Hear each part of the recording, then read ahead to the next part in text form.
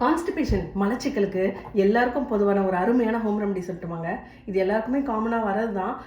Especially வந்து artistic கிட்ஸுக்கு வந்து இந்த மன இறுக்கம்னால, எமோஷனல் பிளாக்கேஜ் இல்லை கம்யூனிகேஷன் இந்த மாதிரி ப்ராப்ளம்னால அதை சொல்ல முடியாமல் கான்ஸ்டிபேட்டடாக இருக்கிறதுக்கு வாய்ப்பு இருக்குது. சின்ன குழந்தைங்களும் தான் நம்மளுக்கே தெரியாமல் அவங்க டெய்லியும் மோஷன் போகிற மாதிரி இருக்கும். ஆனால் கொஞ்சம் மோஷன் வந்து அந்த டீஹைட்ரேட்டடாக இருக்கிறனால உள்ளுக்குள்ளே கட்டிக்கிறதுக்கும் வாய்ப்பு இருக்குது. இதுக்கெல்லாம் ஒரு அருமையான ஹோம் ரெமெடி சொல்கிறேன். என்ன அப்படின்னா ஃப்ளாக்ஸ் சீட்ஸ், ஆளி விதை இருக்குல்ல, அது வந்து நீங்கள் வீட்டில் எப்போவுமே இருக்கிறதுனால அதில் முக்கியமான விஷயம் நீங்கள் பார்க்க வேண்டியது என்னென்னா, அதை வந்து பவுட்ரு பண்ணி சாப்பிடணும். ஏன்னா ஆளி விதையோட எக்ஸ்டர்னல் வெளியில் இருக்கிற அந்த ஷெல் வந்து ரொம்ப ஹார்டாக இருக்கும். ஸோ நம்ம சாப்பிடும்போது அது டைஜஸ்ட் ஆகாமே வெளியே வரதுக்கு வாய்ப்பு இருக்குது. ஸோ பவுட்ரு பண்ணி வச்சுட்டு நீங்கள் எந்த ஃபார்மில் வேணாலும் யூஸ் பண்ணலாம். குழந்தைங்களுக்கு வந்து ஆம்லேட் நீங்கள் போடும்போது அதில் ஒரு ஸ்பூன் எடுத்து மிக்ஸ் பண்ணி போடலாம். தோசை மாவில் கலந்து, சப்பாத்தி மாவு, என்ன ஃபுட்டாக இருந்தாலும் ஸ்மூத்திஸு, ஜூஸஸ் எல்லாத்துலேயுமே நீங்கள் வந்து ஒரு ஸ்பூன் கலந்து கொடுக்கலாம். இதை எண்ட்லெஸ் வெரைட்டிஸில் பயன்படுத்தலாம்.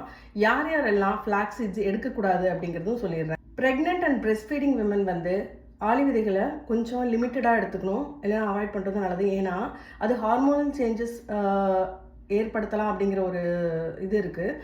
அது இன்னும் முழுமையாக அந்த ஸ்டடி வந்து நிறைவு பெறாதனால இதை வந்து லிமிட் பண்ணிக்கிறது நல்லது.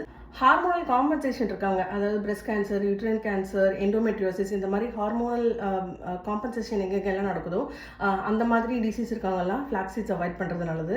ப்ளீடிங் டிசார்டர் இருக்கிறவங்க, பிளட் தின்னர்ஸ் இருக்கிறவங்க வந்து இதை அவாய்ட் பண்ணுறது நல்லது.